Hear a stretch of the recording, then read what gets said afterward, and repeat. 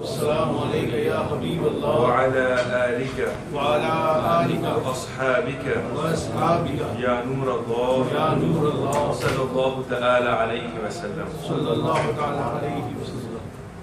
Alhamdulillah, it's a great blessing of Allah subhanahu wa ta'ala that He has blessed us once again with this beautiful month of Ramadan. And indeed, we are blessed, and indeed we are indebted to the mercy and the karam of Allah subhanahu wa ta'ala that we are sat here today in this masjid in these beautiful moments of this beautiful month, in which the first 10 days are the days of seeking the mercy of Allah subhanahu wa ta'ala. And we are sat here today seeking His mercy, and inshallah today and over the next couple of weeks we shall talk in detail about the blessings and the virtues of this blessed month, the month of Ramadan Kareem. In the Holy Quran, inshallah today we shall talk about the verse of the Holy Quran which talks about the obligation of fasting, and also we shall talk about and mention the various ahadith, the sayings of the Messenger sallallahu alaihi wasallam with regards to fasting. So inshallah today we shall begin with the verse of the Holy Quran in which Allah subhanahu wa ta'ala states, أعوذ بالله من الشيطان الرجيم بسم الله الرحمن الرحيم يا أيها الذين آمنوا كتب عليكم الصيام كما كتب على الذين من قبلكم لعلكم تتقون. This verse is found in Surah Baqarah, verse number 183, in which Allah subhanahu wa ta'ala states, O believers, fasting has been made obligatory upon you, like it was made obligatory upon those before you, so you may become pious. Subhanallah. Subhanallah. It is important to note here that in Islam, prior to the revelation of this verse, the following fasts were made farz upon the Muslims. So before this verse, there were a certain number of fasts which were obligatory upon the Muslims. One of which was the fast of Ashura, 10th of Muharram. This was farz upon the Muslims. And then the fasts on the 13th, 14th and 15th of every single month, the Islamic month, these were obligatory, these were farz upon the Muslims as well. But when this verse of the Holy Quran was revealed, this abrogated the mandatory fasts, and now the fast in the month of Ramadan now became obligatory. So it abrogated, it mansukh as we say in Urdu. Okay? It abrogated those fasts, so the month of Ashura, the fast of Ashura, and the 3 fasts of every single month, these were abrogated. And now the fast in the month of Ramadan were now made farz upon the Muslims. One important thing to note here is that the month of Ramadan of fasting became obligatory in the year 2 Hijri. So when did it become obligatory? 2 Hijri. So the second year after the Messenger sallallahu alaihi wasallam migrated from Makkah al-Mukarramah to Madinah al-Munawwara, the command of fasting was revealed upon him sallallahu alaihi wasallam. So fasting was made obligatory in the second year after Hijri. Now, as we can see, fasting was also made farz upon the previous nations. As Allah subhanahu wa ta'ala states in the Holy Quran, كَمَا كُتِبَ عَلَى الَّذِينَ مِن قَبْلِكُم, that fasting has been made obligatory upon you in the same way it was made obligatory upon the previous nations. So fasting is a form of worship which has existed even before the time of the Messenger sallallahu alaihi wasallam, and a practice which has been carried out by previous nations or previous prophets. And finally, what is the purpose of fasting? Allah subhanahu wa ta'ala states, لَعَلَّكُمْ تَتَّقُونَ, so you may become pious. Now, very important point to note here, that by fasting, automatically we do not become pious. But if Allah wills, then we will become pious. Never will we attain paradise because of our deeds, but we will attain paradise due to the fazl of Allah subhanahu wa ta'ala. And how do we gain the fazl? How do we gain the pleasure of Allah subhanahu wa ta'ala? By worshipping Him. And one way of worshipping Allah subhanahu wa ta'ala is fasting. If a person thinks, a story of this worshipper, just to make you understand that our deeds we try to do to please Allah subhanahu wa ta'ala, but in no way or no means are these deeds a means for us to gain paradise. A worshipper, a great ashiq, a great worshipper, he worshipped Allah subhanahu wa ta'ala for 400 years. How long? 400 years he had been worshipping Allah subhanahu wa ta'ala. On the day of judgment, this worshipper will be presented in the court of Allah subhanahu wa ta'ala. And Allah subhanahu wa ta'ala will remind him of all the favors he had given him. And then Allah will say, O individual, O worshipper, go, I have granted you paradise out of my karam and out of my fazl. So this person, he will go towards paradise and he will think to himself that Allah has forgiven me, Allah has given me paradise out of His virtue, out of His blessings. But what about the 400 years of worship that I was doing? Worshipping Allah subhanahu wa ta'ala. What about those 400 years? He will be thinking this to himself. Allah subhanahu wa ta'ala, He's the alimul ghaib. He knows what people think. He knows what resides in our hearts. So He will call this person back. That come back, come here. You feel, or you think that you were served with injustice. You feel that the 400 years of worship, the reward of this wasn't given to you properly. Okay, come here. So his deeds will now be weighed in scales. Allah subhanahu wa ta'ala will place those 400 years of worship in one scale. And Allah subhanahu wa ta'ala will place the blessing of this eye on the other scale. And when these will be weighed, you will find that the blessing of this eye will outweigh the 400 years of worship that he carried out from Allah subhanahu wa ta'ala. And then Allah subhanahu wa ta'ala say that based on this, angels go take him towards the hellfire. Allahu Akbar. And then when this person, when he will be going towards the hellfire, he will be looking towards the karam of Allah subhanahu wa ta'ala. He will plead to Allah subhanahu wa ta'ala. And then Allah subhanahu wa ta'ala say, go, out of my virtue, out of my mercy, I have forgiven you, and take him towards heaven, Jannah. So you see, worship alone will not take us to paradise. It is a pleasure and the blessing and the mercy of Allah subhanahu wa ta'ala which will take us to paradise. This is why Allah subhanahu wa ta'ala states, لَعَلَّكُمْ تَتَّقُونَ, so that you may become pious. Out of fasting, our aim is to please Allah subhanahu wa ta'ala, but also we should intend and make the belief, make the intention, oh Allah subhanahu wa ta'ala, through this fasting, make me pious. So the ulama kiram have said that how does a person become pious through fasting? Now it has been said that nafs ammara, the nafs is something which is in our body, and the shaitan, he can influence it. So when we have these doubts, when we commit sin, because shaitan influences this part of our body which commits sin, and this part is called nafs, the ego, the nafs, and the shaitan influences this. So it has been said that when we fast, we are weakening our nafs. We are weakening this part of the body which is influential over shaitan, which shaitan has influence over. And because we weaken it, therefore we commit less sin, and that is how we become pious and we become more God-fearing. Allama Naqi Ali Khan, the father of Ala Hazrat radiallahu ta'ala, he says, by fasting, many things happen to the body. By fasting, we clean and we soften our hearts. By fasting, we increase our humility and our modesty. By fasting, we remember the hunger and the pains of the hellfire. By fasting, we reduce our desires. Okay, when we fast, our body has desires. We increase the number of desires in our bodies, such as food, such as obviously going to our wives, etc. By fasting, it gives us extra strength to worship Allah subhanahu wa ta'ala. Now you might think, hang on a second, by fasting I'm tired. How can I worship? How do I worship Allah subhanahu wa ta'ala more? Let me ask you this simple question.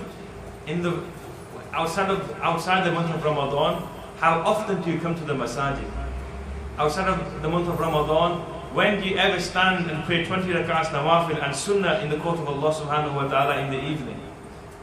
Outside the month of Ramadan, when do you fast daily for 30 days?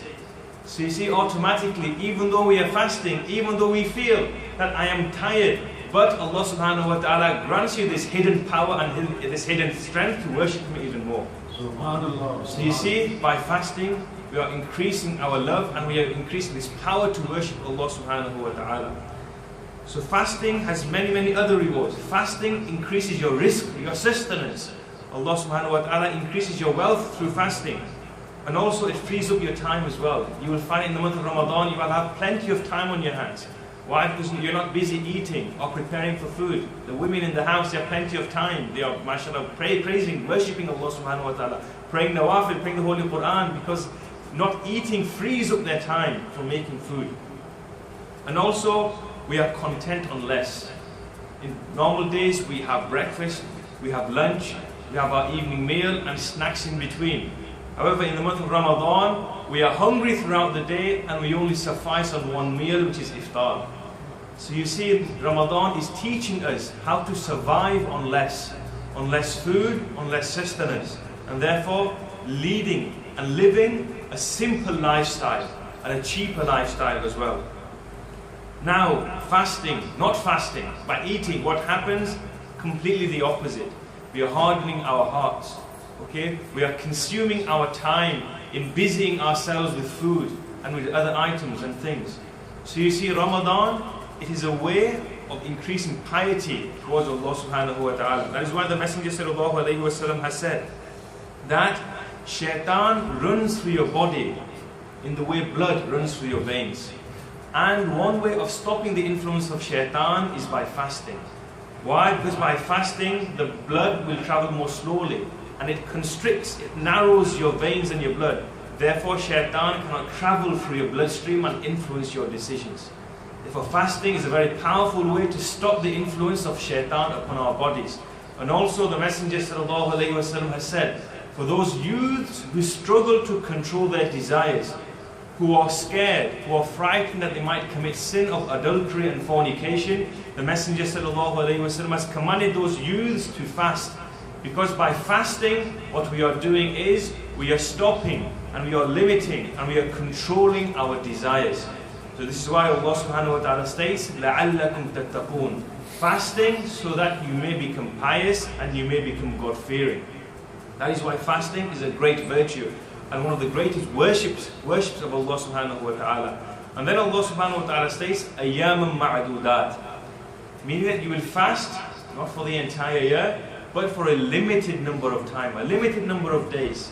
When we think about Ramadan, especially in the month of summer, in the summer months, we think to ourselves, Allahu Akbar, 30 days and in this heat, 28 degrees, 30 degrees, how will I cope? But here Allah subhanahu wa ta'ala is showing His mercy to us. For example, when a child, when a baby, a little infant, when they go for an injection, okay, and obviously we take, the father or the mother takes the child, and before he will take the injection, what do the parents do? They console the child, they say, "Fikr mat kar, it'll be over and done with very shortly. Don't worry, don't worry. Yeah? It will be over in a flash." Similarly, Allah subhanahu wa ta'ala is consoling His servants. He's showing mercy to His servants that don't worry. Yes, fasting has been made fard, but it is only for a few days. It is for only 30 days. Allah subhanahu wa ta'ala has given us the freedom. There is no restriction for 11 months. Eat as you wish. Drink as you wish. Do whatever you wish. Eat, drink, however much you want. However, in this month, control yourselves. In this month, fast for my sake. And Allah subhanahu wa ta'ala states that the reward of fasting is, I am its reward. I am the reward of fasting. Allah subhanahu wa ta'ala will grant the people who fast with His majesty and with His didar, inshallah. So fasting is for a limited number of days. And then Allah subhanahu wa ta'ala continues and states in the Holy Quran, شَهْرُ رَمَضَانَ الَّذِي أُنزِلَ فِيهِ الْقُرْآنُ هُدًى لِلنَّاسِ وَبَيِّنَاتٍ مِنَ الْهُدَى وَالْفُرْقَانِ فَمَنْ شَهِدَ مِنْكُمُ الشَّهْرَ فَلْيَصُمْ. Allah subhanahu wa ta'ala states, the month of Ramadan in which the Holy Quran descended is a clear guidance and proof for those and for the whole of mankind. So whosoever from you obtains this blessed month, then you should indeed fast. So from this verse of the Holy Quran, we understand and learn many things. First and foremost, the Holy Quran was descended, or the Holy Quran was descended from Lawh-e Mahfuz until the first skies in this month.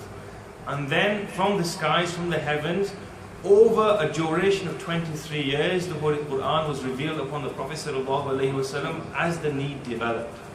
So, important thing to note here, that the Holy Quran, it was revealed from the Lawh-e Mahfuz, the tablet in which everything is written. What is going to happen until the Day of Judgment and beyond. And from the beginning of time, everything is written in this book, in Lawh-e Mahfuz. So the Quran was revealed from the Lawh Mahfuz to the first heaven in the month of Ramadan. And then thereafter, over a duration of 23 years, the verses of the Holy Quran were revealed upon the Prophet ﷺ as the need developed. And another important point to note here is that the Holy Quran, it descended upon the first heavens how many times? Once. Yet Allah subhanahu wa ta'ala is commanding us that Ramadan, when this happened, whenever we find, this happened in the month of Ramadan. So whenever you come across Ramadan, you should fast. Ramadan happens every single year. Although the event of the Quran only happened once, Ramadan happens every year and we fast every year. Similarly, the Messenger sallallahu alaihi wasallam, he was born, okay? But we should celebrate his Mawlid every single year. From this verse of the Holy Quran, obviously we can deduce the validity of celebrating the Milad of the Messenger sallallahu alaihi wasallam. And then Allah subhanahu wa ta'ala states, وَكُلُوا وَاشْرَبُوا حَتَّى يَتَبَيَّنُ لَكُمُ الْخَيْطُ الْأَبْيَضُ مِنَ الْخَيْطِ الْأَسْوَدِ مِنَ الْفَجْرِ ثُمَّ أَتِمُّوا الصِّيَامَ إِلَى اللَّيْلِ. And then Allah subhanahu wa ta'ala states, eat and drink until you distinguish the white thread from the black thread belonging to the dawn. Then fast until dusk. So here Allah subhanahu wa ta'ala is setting the time limit for our fasting. So fasting, we fast from dawn. Dawn is the beginning time of Fajr.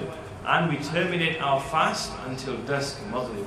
So this is the time duration for fasting. Now inshallah I shall share with you a few ahadith on the virtues and the merits of fasting. And we shall begin with the hadith of Imam Bukhari and Muslim. The narrator is Abu Hurairah radiallahu ta'ala, and he narrates that the Messenger sallallahu alayhi wasallam has said that when Ramadan comes, and the doors of heaven are open for the believers. And also another hadith, the Messenger sallallahu alaihi wasallam has said that when Ramadan comes, the doors of paradise are open for the believers. And also another narration, it has been said that the doors of mercy are open, the doors of Jahannam, of hellfire, are closed, and shaitan is chained during this month. That is why we see many people flocking to the masajid. People you don't see outside of the month of Ramadan, you see inside of the month of Ramadan. Why? Because the shaitan is chained up. And there is no one, there is no devil to influence our decisions. There is no devil to lead us astray, to lead us towards the markets, to lead us towards sin. But we come to the masajid. And this tells us, and this shows us, that the natural condition of the heart is that it is attracted towards the masajid, towards the mosques. When shaitan is out, roaming about, outside the month of Ramadan, as he is taking our heart, pulling our heart away from the mosques and towards sin. But when shaitan is not there, our hearts, they want to come to the masajid. So when Ramadan finishes, why do we let shaitan take control of our hearts? Why do we let shaitan take us towards sin and take us away from the masajid? So like we come to the masajid in the month of Ramadan, we should also try our best to attend to masajid and attend prayers and pray with jama'ah outside of the month of Ramadan as well, inshallah. Another hadith, the Messenger sallallahu alaihi wasallam has said that when this month comes, there is one night which is equal to 1,000 months. If a person did not take benefit from this night, then there is no person a greater loser than he. And this night clearly is referring to the night of Laylatul Qadr, in which Allah subhanahu wa ta'ala says, Laylatul Qadri khayrun min alfi shahr. And Laylatul Qadr is better than 1,000 months. So indeed a person who does not take benefit from this month, then he is the greatest of losers. And then the Messenger sallallahu alayhi wasallam has said that on the last night of Ramadan, Allah subhanahu wa ta'ala, He forgives the entire ummah. And one companion asked, Ya Rasulullah sallallahu alayhi wasallam, is this referring to the night of Qadr? The Messenger sallallahu alayhi wasallam said, no, this is referring to the last night of Ramadan. Why? Because when we work, when a person works, he only gets paid when he completes his job. Yeah? A plumber, he will only get paid when he finishes the plumbing inside the house. When we go to work, we will only get paid at the end of the week when we finish our work. In the same way, when believers, when they complete all their fasts, then Allah subhanahu wa ta'ala will forgive that individual. So the condition is that we fast. We fast for the entire month. And that is extremely important. Another hadith in Bayhaqi Sharif. the narrator is Salman Farsi radiallahu ta'ala, and he narrates that the Messenger sallallahu alayhi wasallam, when Sha'ban ended, he stood and he advised and he prepared a speech and he delivered a speech to the companions, and he said, "O people, a very blessed month is approaching you. That month in which there is one night which is equal to 1,000 months, and a person who offers a sunnah action in this month, then he will get the reward of offering a farz action. And one farz action will be multiplied 70 times in this month." SubhanAllah. So one farz salah that we recite, Allah subhanahu wa ta'ala will multiply that by how many? By 70 times. He said this is a month of patience, and the reward of patience is paradise. And this is a month when a person, he gives charity in the court of Allah subhanahu wa ta'ala. And this is a month in which Allah subhanahu wa ta'ala will increase the sustenance and the rizq of an individual. And that is why the Messenger sallallahu alayhi wa sallam has said that we should try our best to do the iftar of people. So try our best to do the iftar of people out there, people who are less fortunate than us, and pay money and do their iftar, because there is great reward and great virtue with regards to this as well. In Tirmidhi Sharif, Ibn Khuzaymah radiallahu ta'ala an, he narrates that the Messenger sallallahu alayhi wa sallam, he has said that there are 8 doors of paradise, and within this, one of the 8 doors of paradise is a door called Rayyan, and this door is specifically for those people who fast, and those people who fast in the month of Ramadan, they will enter paradise through this door called Rayyan, inshallah. Another hadith, Imam Ahmad bin Hakim and Tabrani, Ibn Ubay radiallahu ta'ala, and he narrates that Abdullah bin Umar radiallahu ta'ala, and he narrates that the Messenger sallallahu alayhi wa sallam has said that fasting and the Quran, they will intercede for a person on the day of judgment, and they will say, "O our Lord, O my Lord, this person, he stayed away from food, he stayed away from desires, he stayed away from water, only for your sake. O Allah subhanahu wa ta'ala, accept our intercession and forgive this individual." And Allah subhanahu wa ta'ala will accept the intercession, and He will tell the fast and the Quran to enter paradise with that individual. So you see these things, these items which will help us in the hereafter. In Sahihain, as Abu Hurairah radiallahu ta'ala, and he narrates that the Messenger sallallahu alayhi wa sallam has said that आदमी के हर नेक काम का बदला 10 से 700 तक दिया जाता है. In the month of Ramadan, every single good action of a person is multiplied by from 10 to 700 times. Allah Ta'ala ने फरमाया मगर रोज़ा कि वो मेरे लिए है और उसकी जज़ा मैं दूंगा. Subhanallah. Allah Subhanahu wa Ta'ala says that fasting is for me, and I will give the reward of fasting to that individual. It has been said on the day of judgment, if a person has hurt another Muslim brother, if a person has taken away the right of another Muslim brother, then that Muslim brother will come on the day of judgment and he will gain, or he will take all the rewards from that person. However, all the rewards will disappear, and the only reward of Roza, fasting, will remain in his book of deeds. And Allah subhanahu wa ta'ala will say, "Go, you cannot take this reward, because this individual fasted for me and I am his reward." So you see, fasting is an act. In all other actions, such as salah, such as giving alms, giving charity, a person can show pride and arrogance. He can show ostentation. He can be giving to please other people. However, fasting, when a person is fasting, nobody knows he is fasting. And fasting, a person does it sincerely for the sake of Allah subhanahu wa ta'ala. And this is one of the reasons why Allah subhanahu wa ta'ala states that I am the reward of fasting. A person might give zakat, might give charity to show off to his friends, and he might get that reward, meaning that people might praise him. But when he fasts, he is not doing it to please anybody else, but he is doing it to please me, and inshallah on the day of judgment I will grant him that reward. So there are many, many rewards, my dear brothers, of fasting, and we should make sure that we grab these rewards and we do fasting for the correct intention only. And just to finalize and finish off with 2 more ahadith.